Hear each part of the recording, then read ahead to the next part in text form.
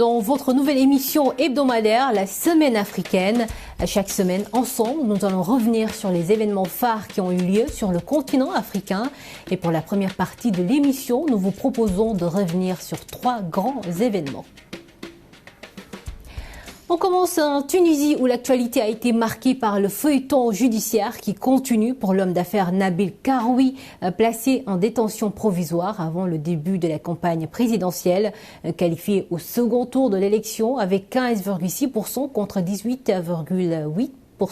Pour Kais Saïed. Ce candidat toujours incarcéré peut-il être élu président en étant en prison? Le débat agite la Tunisie.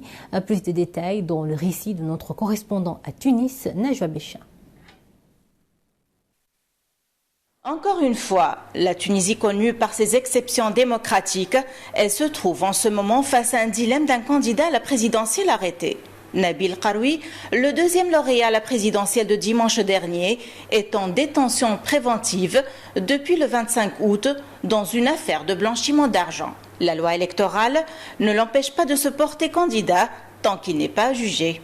C'est un coup très dur à une démocratie naissante. Encore une fois, le trouble fait, c'est la magistrature. Ce n'est pas, c'est très inquiétant pour le peuple tunisien. Aujourd'hui, M. Karoui, malgré ça, il est au deuxième tour avec au moins 500 000 personnes qui ont voté pour lui. Donc je considère qu'il y a une sorte d'usurpation de la volonté de ces individus. Les appels à la libération de l'homme d'affaires se sont multipliés à l'intérieur comme à l'extérieur du pays, afin d'assurer le principe de l'équité et de l'égalité des chances. Pour Lizy, la qualification au second tour de l'entrepreneur de 56 ans soulève toutefois un véritable casse-tête juridique. Nous, on a une obligation de garantir donc ces principes d'égalité et les mêmes conditions de campagne pour tout le monde. Le fait qu'il y ait un candidat qui passe au deuxième tour et qui soit arrêté pour un crime, il y ait des poursuites contre lui et que l'instruction veuille qu'il soit incarcéré même avant le jugement, pour nous, c'est une raison peut-être que les conditions d'égalité entre les candidats ne soient pas garanties et on cherche à avoir une issue. Surtout, comme je l'ai dit, qu'il n'y a pas eu de jugement contre ce candidat. Dans une lettre adressée à l'opinion publique, la Ligue tunisienne des droits de l'homme a appelé à garantir au candidat Nabil El Karoui en détention préventive à la prison la liberté totale de mener sa campagne sur la base du principe de l'égalité des chances entre les deux candidats. On reste au Maghreb, mais direction l'Algérie avec ce procès historique. Le frère du président déchu Saïd Bouteflika, 2 ex du renseignement et une chef de parti politique ont été condamnés par un tribunal militaire à 15 ans de prison pour complot contre l'autorité de l'État. Le verdict est tombé après le second jour consécutif d'audience. Plus de détails dans ce sujet signé Myriam Hamnechi. Condamnation en cascade en Algérie. Frère cadet et puissant conseiller de l'ex-président algérien, longtemps accusé de tirer en coulisses les ficelles du pouvoir, Saïd Bouteflika a fini par tomber. Incarcéré en mai dernier, l'homme fort du régime Bouteflika avait été entendu par un juge au lendemain de son arrestation. 4 mois plus tard, le tribunal militaire algérien a tranché et la sentence est tombée ce mercredi. Résultat, Saïd Bouteflika a écopé d'une peine de 15 ans de prison pour atteinte à l'autorité de l'armée et pour complot contre l'autorité de l'État. Dans sa chute, l'ex-homme de l'ombre emporte avec lui plusieurs grandes figures du clan Bouteflika. Parmi eux, Mohamed Mdiane, surnommé Tsoufik, ancien directeur des services secrets algériens, ainsi que son successeur Asman Terteg. La secrétaire générale du Parti des travailleurs, Louisa Hannoun, est également condamnée. Le frère du président déchu et les 2 ex-patrons du renseignement ont été incarcérés le 5 mai. 4 jours plus tard, Louisa Hannoun a été placée en détention. Aujourd'hui, tous ont été condamnés à la même peine, 15 ans de prison. L'actualité de la semaine a été marquée par le sommet Action Climat qui s'est tenu au siège de l'ONU à New York. À l'ouverture des travaux, le roi Mohammed VI a adressé un message dont la lecture a été donnée par la princesse Lalla Hasna, présidente de la fondation Mohammed VI pour la protection de l'environnement. Ce message, le souverain appelle à faire de l'Afrique une priorité de l'action collective internationale en faveur de l'environnement. Sohail Jalil nous en dit plus.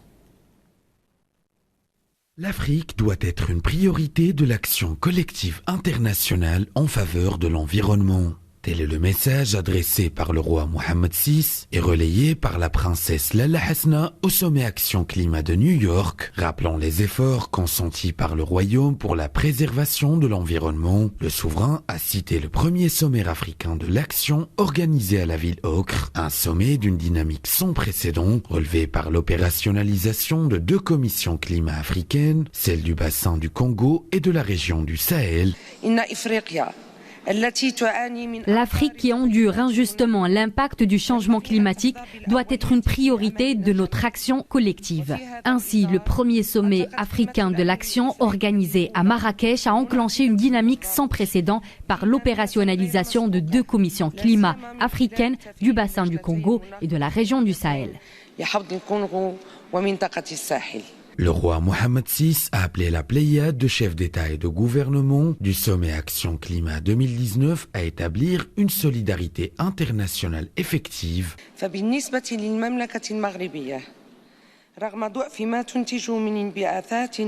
Le Royaume du Maroc, pays faiblement émetteur de gaz à effet de serre, s'est engagé au titre de sa contribution nationale déterminée à réduire ses émissions de gaz à effet de serre en 2030 de 42%. Mieux encore, il a d'ores et déjà lancé un processus inclusif et exhaustif pour pouvoir dépasser ce seuil. En novembre dernier, mon pays a décidé de revoir à la hausse ses ambitions en matière d'énergie renouvelable de manière à atteindre à l'horizon 2030 52% de la production nationale d'énergie électrique.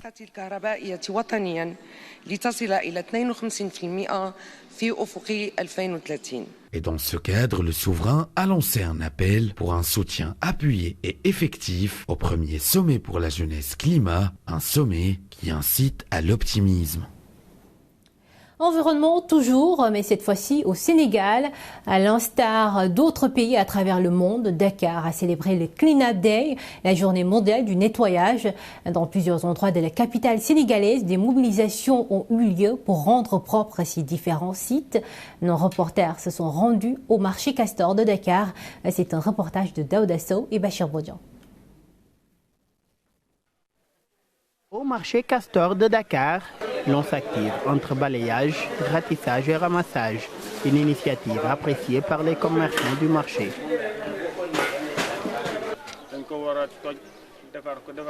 C'est une bonne chose de nettoyer le marché, mais je pense que la meilleure solution est de raser le marché et le reconstruire. Comme ça, on en ferait un marché moderne. Cette activité coïncide avec la journée mondiale du nettoiement. Autorités étatiques comme locales se sont mobilisées pour désengorger le marché. Le marché de rue doit être révolu. On ne peut plus tolérer le marché de rue au niveau de Castor. Les rues doivent être laissées à la circulation des voitures, mais ne doivent pas servir de marché.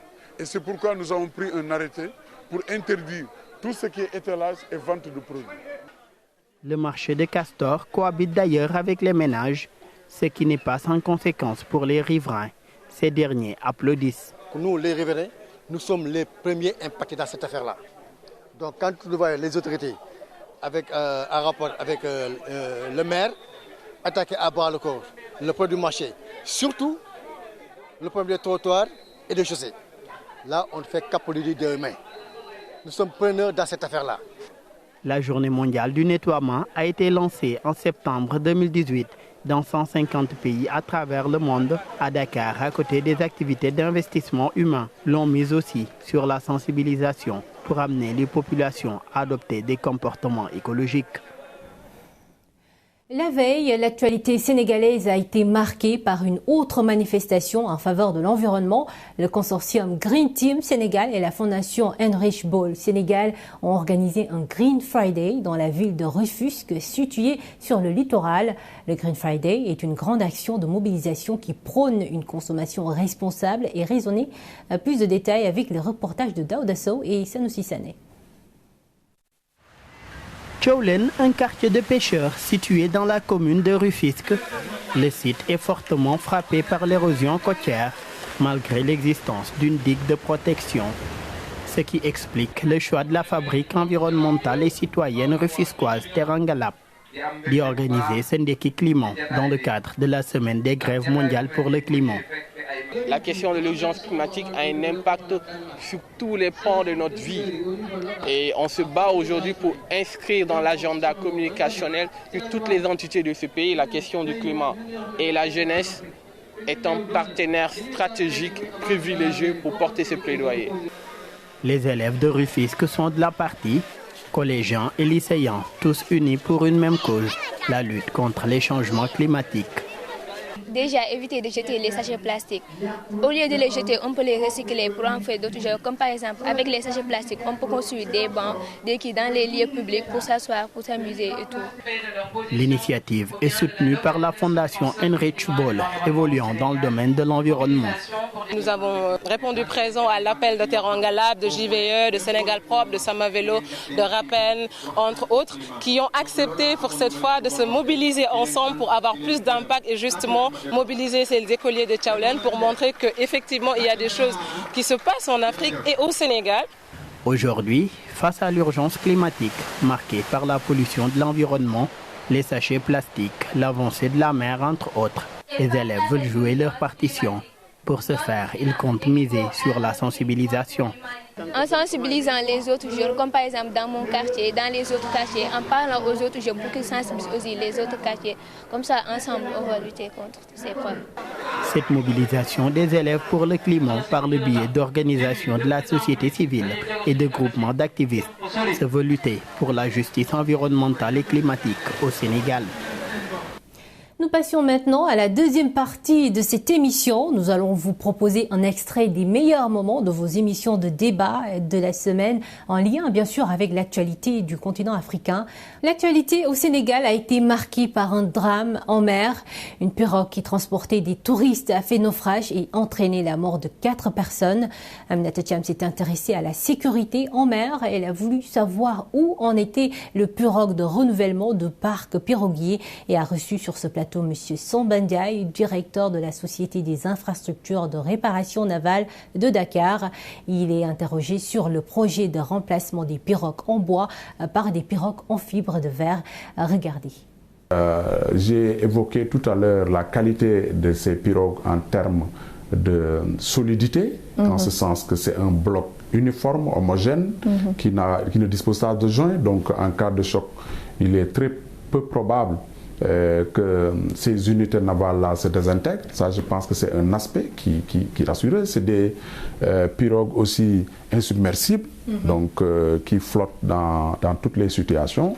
Et voilà, ce sont des pirogues aussi qui, du point de vue économique, apportent beaucoup plus aux pêcheurs en ce sens qu'elles consomment beaucoup moins de carburant. Donc tout ça fait que donc, disons, la pirogue est certainement beaucoup plus sûre. Et direction la Côte d'Ivoire, le passage à la TNT se prépare. Dans un an, la télévision analogique s'éteindra complètement. Thomas Eyouman s'est intéressé à la question. Dans l'invité de la rédaction, il a reçu Yewou Adama Benoît, directeur général de la Société ivoirienne de télédiffusion. Ce dernier revient sur l'intérêt du passage à la TNT. Suivons cet extrait. Avec le numérique, vous avez donc la qualité du son et de l'image qui est vraiment incomparable à celle par exemple de l'analogie. Vous avez la possibilité de diffuser sur un seul canal plusieurs chaînes. Vous avez au niveau, en tout cas en ce qui concerne la TNT, vous avez une vitesse par exemple de l'image et du son. Vous pouvez regarder en temps d'intempéries, vous avez certains bouquets, les signaux interrompus, etc., etc. Au niveau de la TNT, vous n'aurez pas en tout cas ce genre de désagrément. vous avez une continuité du signal, vous regardez tranquillement votre image, vous n'avez pas de coupure. Avec l'analogie, donc nous étions limités en tout cas par le nombre de chaînes. Aujourd'hui, c'est quand même 7 chaînes qui vont être diffusées et 7 chaînes privées comment on appelle ça, les chaînes publiques. Vous avez 2 bouquets numériques donc, qui vont être diffusés également. Donc c'est quand même quelque chose de très important pour le pays, la Côte d'Ivoire, parce que là, les téléspectateurs... Bon, il faut dire qu'aussi au niveau de la Côte d'Ivoire, c'est quand même une chance. L'ouverture de l'espace audiovisuel coïncide avec effectivement l'arrivée de la TNT. Et donc vous voyez qu'effectivement il y aura un saut qui sera fait déjà, c'est-à-dire on ne sera plus en analogie. On va aller directement en numérique, en tout cas la TNT, avec toutes ces chaînes qui vont arriver. Donc il y a quand même un grand enjeu qui est très important. On va parler à présent du dialogue politique au Sénégal. Après avoir trouvé un terrain d'entente sur les élections des maires et des présidents de conseils départementaux, les parties prenantes au dialogue politique peinent à tomber d'accord sur les modalités de l'élection des conseillers municipaux. Pourquoi est-il si difficile de trouver un consensus sur le mode d'élection des conseillers? Un élément de réponse dans le débrief Dakar avec le journaliste sénégalais Mamadou Thior. Il faut dire que la tâche n'est pas facile pour ce qui est du mode de scrutin pour les élections, surtout municipales, parce que c'est des élections assez compliquées à organiser. Parce que quand vous prenez une élection présidentielle, c'est à la limite très facile. Mais là, quand vous avez des centaines de mairies, de municipalités, où vous devez prendre en compte la spécificité de chaque municipalité, c'est déjà un problème qu'il faut résoudre. Parce qu'aujourd'hui, depuis la dernière élection présidentielle, nous sommes entrés dans ce qu'on appelle l'ère du parrainage. Parce qu'on se dit que bon, tout le monde ne peut être quand même maire, même si tout le monde peut se porter candidat, mais il faut faire en sorte de rationaliser les maigres ressources que nous avons. Et ce parrainage-là, si on doit l'appliquer pour ce qui est de l'élection des maires, ça va être assez compliqué. Et je crois savoir qu'au niveau des discussions, parce que ce qui est proposé, c'est entre 1% et 5%.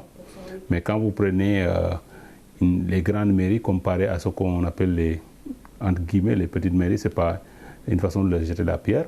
Donc il faudra prendre donc, ces spécificités et voir un peu comment faire en sorte de ne pas léser telle ou telle municipalité, qu'il y ait de l'équilibre dans l'approche. Et tout ça, c'est des paramètres à en prendre en compte. Et je sais que bon, ceux qui sont en train de mener le dialogue n'auront pas la tâche facile. Dans la troisième partie de cette émission, nous revenons sur des événements culturels et nous avons choisi de revenir cette semaine sur le grand festival de jazz de la ville de Détroit au Maroc. Le Tan Jazz a encore fait vibrer son public. Pendant le week-end, ils étaient nombreux à savourer la prestation de Bouika, une artiste qui tire sa force de son vécu tragique et douloureux. Driss Boussarhan et Sohail Jali.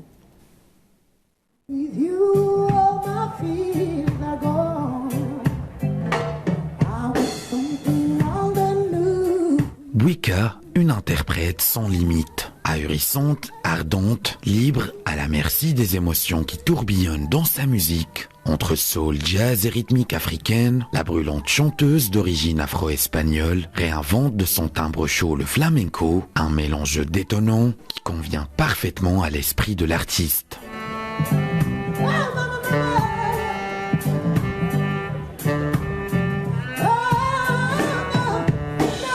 Bouika is an amazing artist. I mean, she touches upon the jazz. Bouika est une artiste fabuleuse. Elle combine jazz, latino et rythme africain en une mixture explosive. Quand Bouika chante, c'est une expérience presque mystique et quand j'interagis avec elle, je peux vous dire qu'elle me submerge et m'inonde d'ondes positives. You get so much. There's just so many good vibes.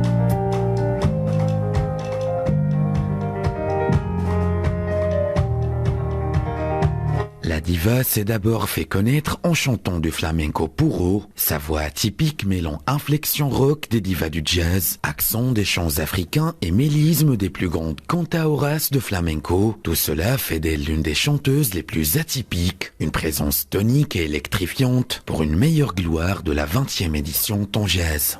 Today was awesome. Was such a great experience. Tanjaz est une expérience fantastique. Je suis impatiente de revenir ici l'année prochaine. On évolue dans une ambiance magique, c'est tout simplement merveilleux. That I never ever thought I'd be able to do, but it's amazing, amazing. Tanjaz est un festival très spécial. Tout le monde a une énergie particulière. Je suis ravie d'avoir joué ici. Merci pour tout et j'espère qu'on se reverra encore une fois.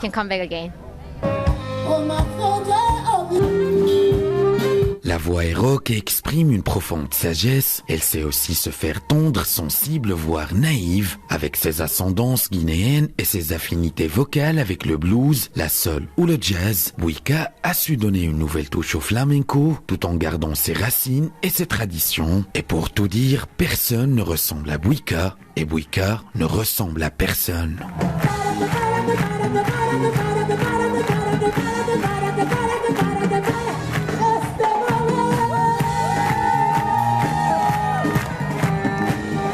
Autre actualité culturelle marquante, la Biennale d'art contemporain. Nous en parlons aussi dans cette édition. Un nouvel événement culturel à Rabat qui a ouvert ses portes cette semaine pour une durée de 3 mois. Son objectif, favoriser un dialogue entre différentes disciplines. C'est un reportage d'Iman Majoub et Chakli Larfili. Souel Jalil pour le récit. Un instant avant le monde, le thème de la toute première Biennale d'art contemporain à Rabat, une édition spéciale dédiée à la redéfinition de l'art grâce au dialogue entre les disciplines. Allant des arts visuels et de l'architecture à la danse et la performance, la Biennale ouvre une réflexion sur l'urgence de la création en examinant les raisons, les révoltes et les moments décisifs qui poussent les artistes à contribuer à l'histoire.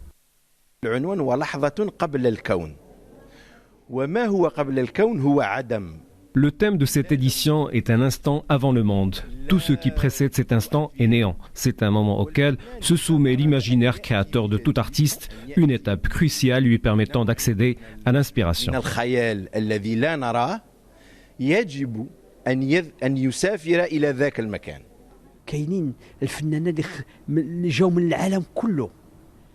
Cette manifestation accueille des artistes du monde entier venus célébrer l'art et la culture.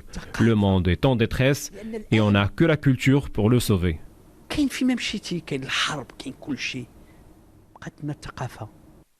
Jusqu'au 18 décembre, le vaste programme de la Biennale réunit 63 artistes et collectifs d'artistes, un festival où la sculpture, le cinéma, la musique et la littérature sont à l'honneur.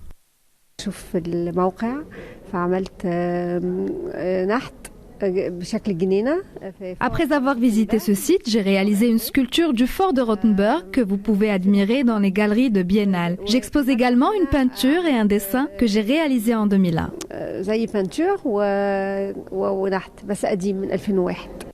La manifestation entend contribuer à redéfinir l'art dans ses paradigmes et à ouvrir une réflexion sur l'urgence de la création. Il s'agit également, selon les organisateurs, d'une invitation ouverte pour le public vers des espaces de découverte, de dialogue et de méditation, mais aussi de considération de valeurs nobles telles que l'ouverture, la tolérance et la parité. Voilà ce qui referme ce premier numéro de la Semaine africaine. Merci de l'avoir suivi. Je vous donne rendez-vous la semaine prochaine pour une nouvelle rétrospective de l'actualité africaine. Excellente suite des programmes sur Média TV Afrique.